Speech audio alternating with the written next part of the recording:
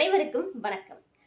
12ஆம் வகுப்பு முடிச்சுட்டு படிக்கக்கூடிய 5 வருட சட்டப்படிப்புக்கு first counselling cut off marks release ஆகி கவுன்சிலிங்குமே நேற்றைய தினத்தோட முடிஞ்சிருச்சுங்க.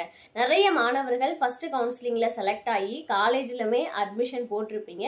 ஸோ உங்களுக்கு என்னுடைய வாழ்த்துக்கள். அதே மாதிரி நீங்க ஃபர்ஸ்ட் டைம் உங்களுடைய அந்த சட்ட கனவை நினைவாக்குற விதமா லா காலேஜுக்கு போகும்போது எந்தவித பதட்டத்தோடையும் போகாம மகிழ்ச்சியா போங்க.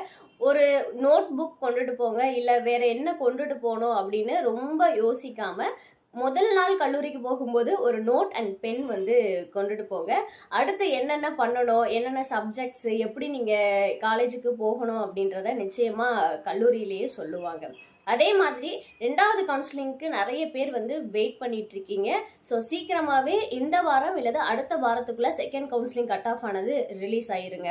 அதே மாதிரி நிறைய பேர் சிஸ்டர் இந்த கவுன்சிலிங்க்கு இந்த கட் ஆஃப் மார்க்குக்கு எனக்கு கிடைச்சிருமா, இல்லை இந்த கட் ஆஃப் மார்க்குக்கு எனக்கு சீட் கிடைக்குமா கிடைக்காதா அப்படின்னு நிறைய பேர் கேட்டுட்டு இருக்கீங்க.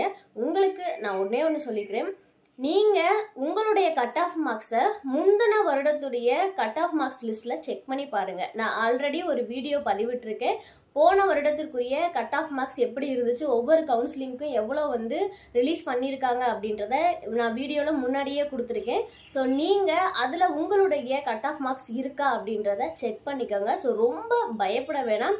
ஸோ அப்படியே உங்கள் மார்க்ஸ் இல்லைனாலும் உங்களால் ஒரு யூஜி டிகிரி படிச்சுட்டு மீண்டுமே 3 வருட சட்டப்படிப்பை நிச்சயம் படிக்க முடியும். ஸோ ரொம்ப பயப்படாதீங்க. கண்டிப்பாக சரியான மதிப்பெண் கட் ஆஃப் மார்க் இருந்துச்சு அப்படின்னா உங்களுக்கு 2வது கவுன்சிலிங்லேயோ 3வது கவுன்சிலிங்லையோ இல்லை 4வது கவுன்சிலிங்லையோ என்ன கிடைக்கும், உங்களுக்கான சீட் கிடைக்கும். ஸோ நம்பிக்கையோட காத்துருங்க. நன்றி.